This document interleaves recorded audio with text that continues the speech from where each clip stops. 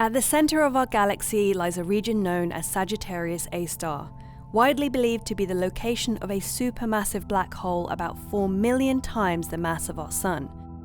But while there is insurmountable evidence that this black hole actually exists, there is some skepticism surrounding it. That's because, like all black holes, astronomers have yet to observe it directly to confirm its existence, but the race is on to be the first.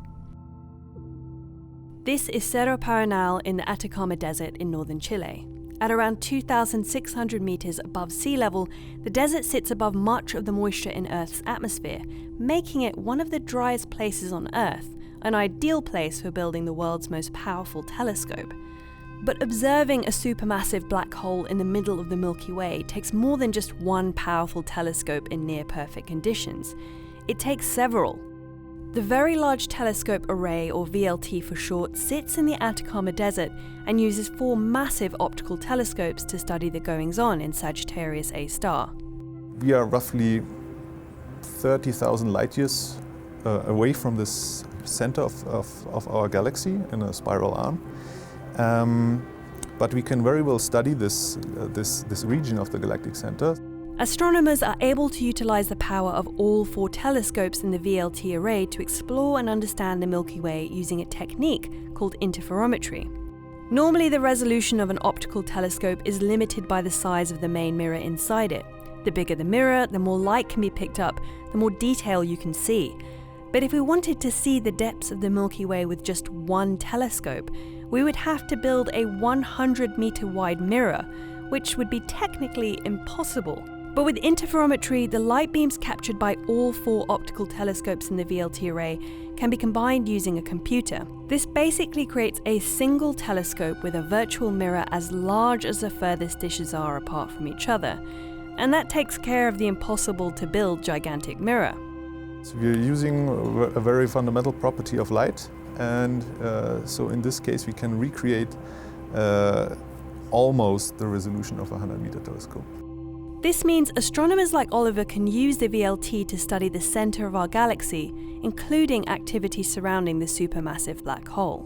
We know that this black hole is actually not black, so that means it once in a while it flares. So we see it kind of brightening and darkening, and we believe that must be some matter which is falling in. If we can study these motions which happen so close to the black hole, we have a direct probe of the space-time close to the black hole. And so in this way we have a direct test of general relativity in one of the most extreme environments which you can find in the universe. But as much as it seems like the VLT is sitting alone in this vast dry desert, it actually has a neighbor. This is the Atacama Large Millimeter Array, also known as ALMA. It is a radio telescope comprised of 66 state-of-the-art antennas, equipped with receivers so sensitive they can pick out a golf ball 9 miles away. And by using interferometry to harness all 66 antennas, ALMA is able to study the regions of space that the optical VLT cannot, notably the coldest and dimmest objects in our universe, like the center of a supermassive black hole, or where stars are formed.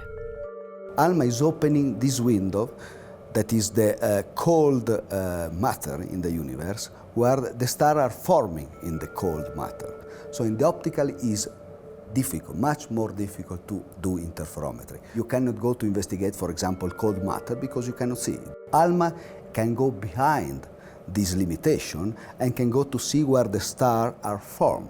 So in this respect, ALMA is opening to me a completely new horizons. You can see details that are better than what space telescope can observe in space, out of the atmosphere. But what's really exciting for astronomers like Gianni is that ALMA is actually a smaller piece of a much, much larger puzzle. In 2015, the array became part of the Event Horizon Telescope, a project that utilizes interferometry to unite a network of radio telescopes from around the world. Essentially, the EHT is a virtual radio telescope the size of our planet, making it the largest ground-based astronomical project in existence. By 2017, the EHT hopes to observe the event horizon of the supermassive black hole at Sagittarius A star. That's the boundary marking the limits of the black hole beyond which nothing can escape, which has never been done before and could provide further evidence that this black hole at the center of our galaxy exists. But this isn't about who can do this first. For these astronomers working in the Atacama, this research is about having a greater understanding of the universe. It's about working together, pooling knowledge to do something that has never been done before. The DNews team recently traveled to the Lowell Observatory in Arizona to find out what ground telescopes can tell us about the universe. Click here to watch that episode now. The James Webb Space Telescope, when it launches in 2018, will be the largest telescope ever sent into orbit, and it will give us a glimpse at the earliest history of the universe. As always, don't forget to subscribe to DNews. We publish new episodes every day, so don't miss out.